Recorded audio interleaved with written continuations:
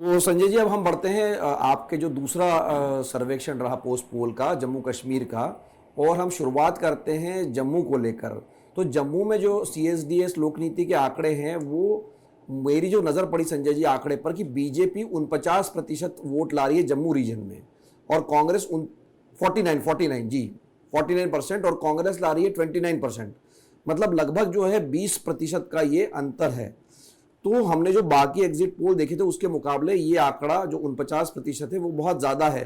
तो क्या पूरी तरह से एक तरह से एक लहर है, जम्मू में सारी सीटें बीजेपी निकाल सकती है अगर इतना वोट मिल रहा है उसको? देखिए, दुर्भाग्य है एग्जिट पोल का कि एग्जिट पोल में कोई एक आध लोगों ने बताया होगा वोट प्रतिशत, कोई तो वोट प्रतिशत बताता ही नहीं।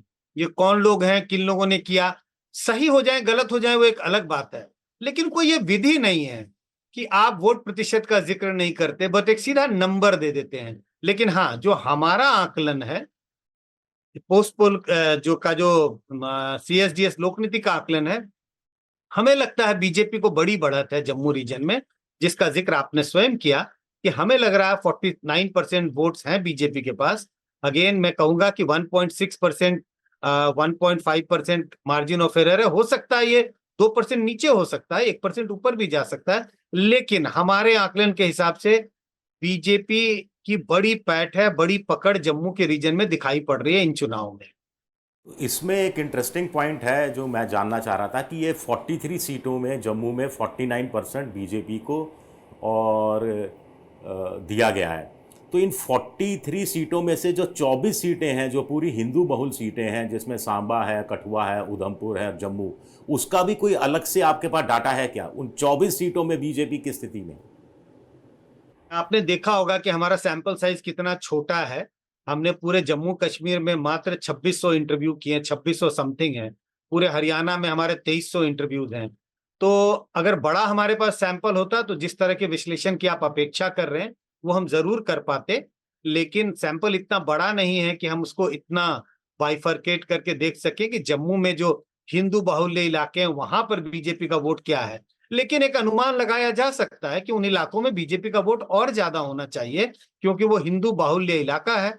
और हम सबको पता है कि जम्मू रीजन में किस तरह की राजनीति बीजेपी ने की होगी, किस तरह का कैंपेन हुआ होगा, और बीजेपी का जनाधार जम्मू रीजन में इसी के लिए ज्यादा है क्योंकि हिंदू बढ़ चढ़कर गोलबंद होकर बीजेपी के लिए वोट कर रहा है।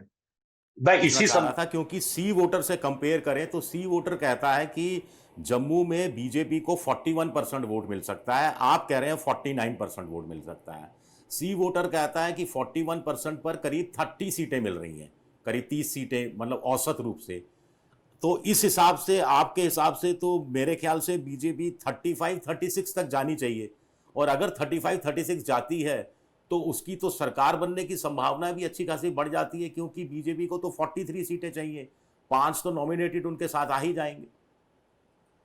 हाँ, आपने जो पहली संभावना का जिक्र किया कि इसके हिसाब से बीजेपी की सीटें 35-36 हो सकती हैं, मुझे लगता हो सकती है। इस संभावना से मैं बिल्कुल इनकार नहीं करता। 30-32 भी हो सकती है, 35-36 भी जा सकती हैं। और अगर आपने जिस बात का जिक्र किया कि अगर 35-36 बीजेपी को आ जाएं और 5 नॉमिनेटेड इनके साथ हैं, तो बीजेपी की सरकार बनाने के बिल्कुल करीब पहुंच जाएगी, और इसकी संभावना बनी रहेगी कि बीजेपी सरकार शायद बना ले। संजय जी, हम ये जो जम्मू के आंकड़े पर हमारी नज़र इसीलिए गई क्योंकि जो सरकार को लेकर वहाँ चर्चा है कि बनेगी इंडिया गठबंधन की, या भले ही उसके पास बढ़त है, वो इस पर काफ़ी निर्भर करता है कि बीजेपी की कितनी सीटें आती है। और जैसा कि हमने बताया कि जम्मू में 49% वोट मिल रहा है, और विजय जी जैसे कह रहे हैं कि सी वोटर 41-42% वोट पे 30 सीटें दे रहा था, तो वो अगर बढ़ जाती है तो पूरा खेल बदल सकता है। लेकिन संजय जी, अब हम पूरे घाटी का भी नहीं हम करेंगे, पूरे जम्मू कश्मीर का जो अगर डेटा देखते हैं तो जम्मू कश्मीर में आपने वोट शेयर जो दिया है, कांग्रेस को आपने 16% दिया है और एनसी को दिया है 23%। मतलब दोनों को मिला के 39 या 39% होता है। बीजेपी का जो ओवरऑल शेयर है, क्योंकि उसने कश्मीर में चुनाव भी नहीं लड़ा है, 24% पे जाता है। ये ध्यान रहे कि जम्मू अब में अकेले उसका 49% है, और वो चूंकि वैली में उसकी प्रेजेंस ना के बराबर है, इसलिए वोट शेयर उसका लगभग आधा हो जा रहा है। और जो एआईपी है उसको 9% वोट मिल रहा है, पीडीपी को 11% वोट मिल रहा है। ये पूरे जम्मू कश्मीर के आंकड़े हम यहाँ पर देख रहे हैं। तो संजय जी, अब क्या ये जो बात है कि भाई अगर इंडिया गठबंधन को सरकार बनानी है तो उसको 48 सीटें चाहिए क्योंकि 5 नॉमिनेटेड है, और बीजेपी को बनानी तो उसको वो 40 से भी काम उसका चल सकता है, अगर खुद की 35 भी आ जाए तो चल सकता है। तो ये जो आंकड़ा, जब हम जम्मू कश्मीर का समग्र आंकड़ा देखते हैं, तब आपका क्या आकलन है कि वहां पर क्या किसी को स्पष्ट बहुमत मिल रहा है या नहीं मिल रहा है? हाँ, इसकी संभावना मुझे लग रहा है बहुत कम है कि किसी भी एक पार्टी को या गठबंधन को बहुमत का आंकड़ा मिल जाए। कम से कम जिन 90 सीटों पर चुनाव हुआ है, इसमें भी मिलता हुआ मुझे दिखाई नहीं पड़ रहा है। सबसे बड़ी संभावना मुझे यही दिखती है कि एक हंग असेंबली की ओर जा रहा है जम्मू एंड कश्मीर, और किसी भी पार्टी या गठबंधन के लिए बहुमत का आंकड़ा पार कर पाना मुश्किल दिखाई पड़ता है। वैसे में सत्ता की पीडीपी के पास है या फिर अन्य से मतलब छोटी पार्टियां, राशिद इंजीनियर की अपनी पार्टी, जमायत इस्लामी के जो निर्दलीय खड़े हुए हैं वो सब? आप ये कह सकते हैं कि चाबियां कई हैं।